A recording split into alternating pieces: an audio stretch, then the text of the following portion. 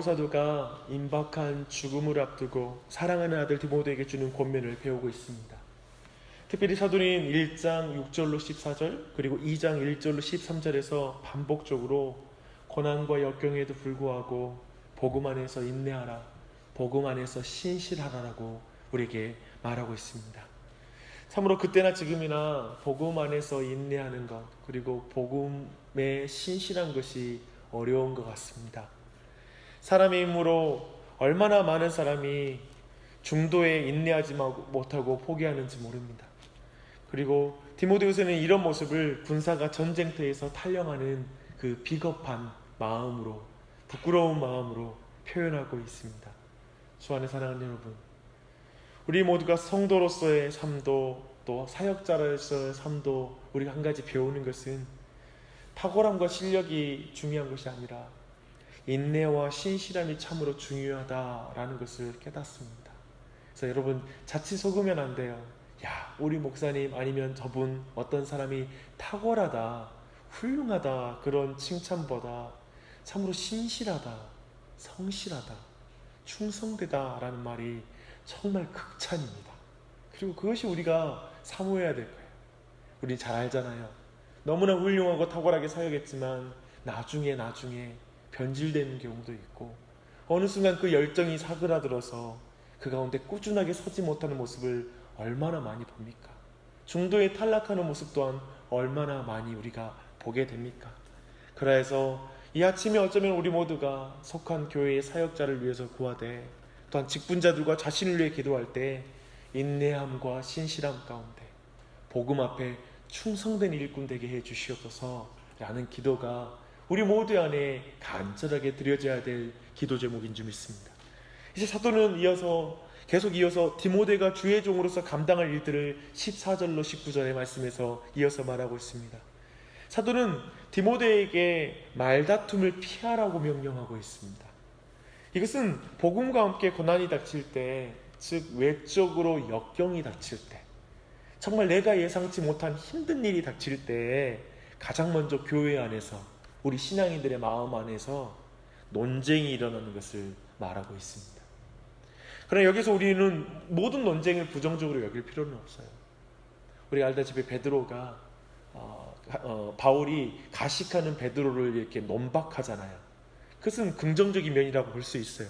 그러나 무의미한 논쟁은 유익이 전혀 없고 도리어 듣는 자로 망하게 한다라고 말하고 있습니다.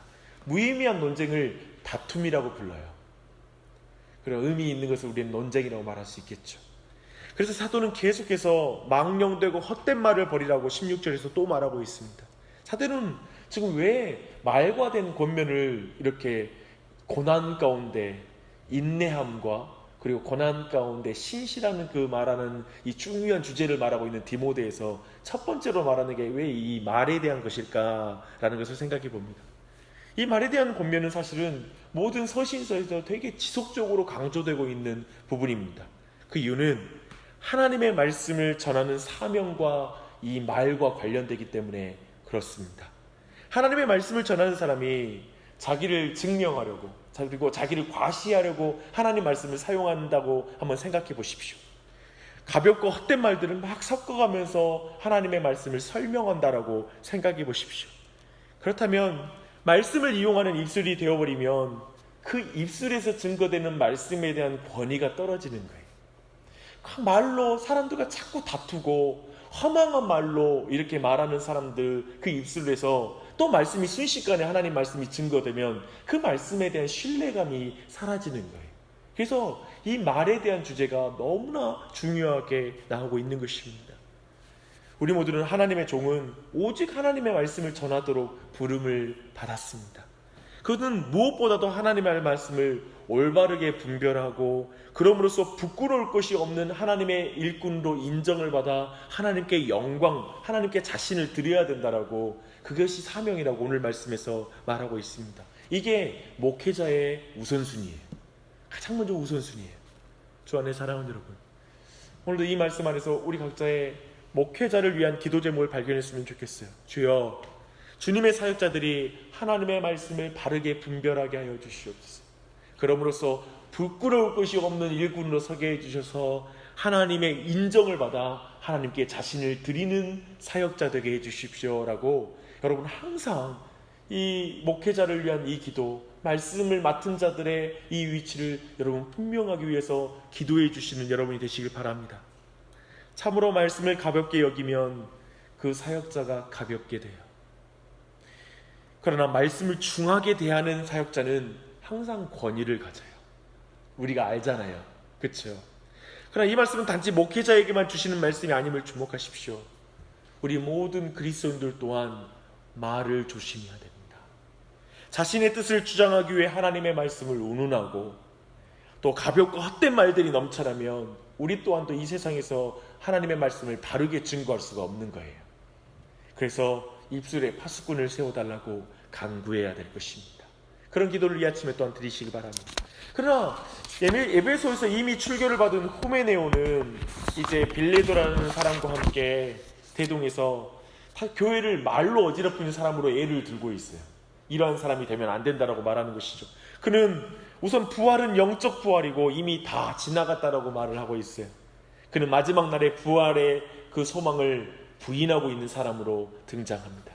이 사람은 지금 잘못된 복음과 유사 복음은 결국 불경건함으로 나아가고 불신앙으로 나아가는 것들을 다 보여주는 것으로 지금 후메네오가 예를 들고 있습니다. 후메네오의 특징이 뭐냐면 부활을 부정하는 것이라고 했잖아요. 그는 뭐 어떤 사람이냐면 현실 속에서 복음의 승리가 드러나야 된다고 말하는 거예요. 그래서 지금 바울이 감옥에 갇혀 있는 건 실패했다라는 거예요. 이미 부활했고 부활의 승리를 보여줘야 될 거 아니냐. 저렇게 저 이방인에게 의해서 감옥에 갇혀 있는 것 자체가 그가 복음의 능력이 없는 사역자인 것이 증명된 것이다 라고 말하는 거예요. 그래서 후메네오는 결국 이 모든 증거를 통하여 자신이 바울보다 더 탁월한 사역자이다, 나를 중심으로 모여라, 그렇게 자기의 의를 드러내고 자기 파당을 만드는 그런 사람으로 서 있는 것입니다. 그런데요, 19절의 말씀처럼 하나님의 견고한 터는 흔들림이 없이 서 있어요. 후메네오는 결코 하나님의 교회를 흔들지 못해요. 그래서 사도는 후메네오의 동조자들에게 말하는 거예요. 주의 이름을 부름으로 불의에서 떠나라 라고 이렇게 말하고 있습니다.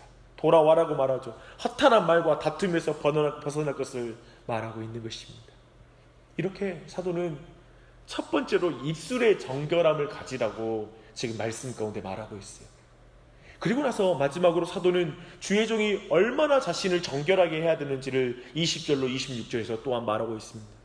교회를 하나의 큰 집에 비유하여 그 안에 있는 많은 그릇들처럼 교회 안에 많은 사람들이 있다고 그래요. 그렇죠? 교회는 집이에요. 그 안에 우리 모두는 그릇들이에요. 근데 금그릇이냐 은그릇이냐가 중요하지 않고 깨끗한 그릇으로 주님께 드려질 때에만 주님께서 귀히 사용하는 그릇이 될 수 있다라고 말하고 있습니다. 그래서 젊은 사역자인 디모데는 모든 청년의 정욕을 피해야 한다고 말하는 것이죠. 무엇이 청년의 정욕일까요? 아마도 우리가 쉽게 연상하는 것처럼 아마도 성적인 정욕, 육체적인 정욕을 청년의 정욕으로 우리가 우선 떠올릴 것입니다. 그러나 그것만이 아니라 오늘 말씀 쭉 보면요, 오늘 문맥에 안에서 보면 청년들의 안에 그 말다툼하거나 쉽게 흥분하는 경향, 그런 것들 또한도 이 청년의 정욕 안에 포함되는 죄일 것입니다. 근데 어떻게 이 청년의 정욕을 피할 수 있을까요? 그 답을 주고 있어요. 주를 깨끗한 마음으로 부르는 자들과 함께하는 것이 매우 중요하다라고 말하고 있습니다. 그렇죠? 사역자의 외로움과 고독은 자칫 정욕과 은밀한 죄의 틈을 만들어낼 수 있을 거예요. 하지만 주를 깨끗하게 부르는 사람들과 함께 있는 게 안전한 거예요. 교회가 안전해요. 그리고 주님께 간구하는 기도하는 자리가 안전한 거예요. 주 안에 사랑하는 여러분, 우리는 자꾸 어떤 그릇이 될 것인가에 대한 관심이 커요. 그래서 사람들은 큰 그릇 되게 해달라고 기도해요. 하나님께 쓰임받는 그릇 되게 해달라고 기도해요. 그 의미가 뭐예요? 그 중요한 지점은 정결이에요. 깨끗함이에요. 거룩함이에요. 그 거룩함을 위해서 우리는 간구해야 될 것입니다. 그리고 우리는 입술의 정결함만이 아니라 몸의 정결함, 곧 하나님을 닮아가는 과정, 성화의 과정에서 혼자가 아니라 공동체가 얼마나 소중한지를 깨달아야 돼요. 그리고 그 공동체가 정결한 마음으로 하나님께 간구하는 공동체예요. 그 공동체가 기도하지 않는 공동체, 하나님을 의지할 줄 모르는 공동체, 그리고 부정함 가운데 있는 공동체가 아니라 정결한 마음으로 하나님께 간구하는 그런 공동체와 함께 있을 때 우리가 청년의 정욕을 이길 수 있는 거예요. 거기로부터 우리가 자유로울 수 있는 거예요. 여러분, 그 정결함을 저는 여기서 한 가지 배워요. 그릇의 크기를 강조하는, 중요하게 생각하는 사람은 공동체를 깨뜨려요. 그런데 그릇의 정결함을 강조하면 공동체에 대해 눈을 떠요. 공동체가 필요해요. 잘 생각해봐요. 공동체 중에서 내가 제일 큰 그릇이 되고 싶으면 경쟁이 생겨요. 그리고 이 공동체에서 내가 가장 크게 쓰임받겠다 생각하는 가운데 다른 사람을 무시해요. 그래서 공동체를 깨는 것이죠. 하지만 정결해야 돼, 큰 게 중요하지 않아, 정결해야 돼 하는데, 정결한 건 내 힘으로 안 되는 이야기예요. 성도들의 기도가 필요해. 다른 사람의 도움이 필요해. 나 혼자라는 정결하게 살 수 없다는 사실을 깨닫고 공동체와 함께 기도하며 그 일을 가야 된다고 믿는 거예요. 그래서 이 기도의 자리가 소중한 거예요. 이런 시야가 열릴 때 참된 성도들은 교회와 함께 의와 믿음과 사랑과 화평을 추구한다고 말해요. 이렇게 하면 디모데는 모든 사람들을 대하여 참고 가르치고 또 거역하는 자를 온유함으로 훈계할 수 있을 거예요. 할 수만 있다면 그들이 다시 하나님의 뜻을 쫓아서 다시 소명을 감당하게 하는 자리에 사역자로 설 수 있다는 거예요. 그렇게 지금 디모데를 권면하는 것이죠. 정리하십시다. 우리를 청령의 정욕으로부터 정결하게 하는 것은 교회가 깨끗한 마음으로 주님께 다시 부르는, 주님께 기도하는 교회가 될 때 가능하다고 배웠습니다. 참으로 간절히 구해야 됩니다. 오늘 이 아침에도 간절히 기도하시게요. 온 교회가 주님께 청결한 마음으로 기도하는 교회가 되게 해달라고 간구하십시다. 주님을 의지하지 않으면 입술을 정결하게 하고 말다툼과 쉽게 흥분하는 경향을 이길 자가 아무도 없다는 사실을 기억하고 우리가 함께 기도하십시다. 음욕을 이길 자가 없습니다. 그렇게 거룩한 공동체가 소중해짐으로 말미암아 우리의 언어와 삶은 의와 믿음과 사랑과 화평을 추구하게 될 것입니다. 그래서 그렇게 간구하며 기도하며 나아가시길. 하나님 아버지, 이 아침에도 우리 모두를 불러주셔서 하나님의 말씀을 따라서 주의 교회를 위해서 간구할 수 있도록 인도하여 주시니 감사합니다. 하나님 아버지, 무엇보다도 우리를 정결한 그릇 되게 해주시옵소서. 거룩한 그릇이 될 수 있도록 도와주시옵소서. 하나님 아버지께서 쓰시기에 편한 일꾼이 되었으면 좋겠습니다. 주님의 좋은 군사가 되기를 원합니다. 충성된 종이 되기를 원합니다.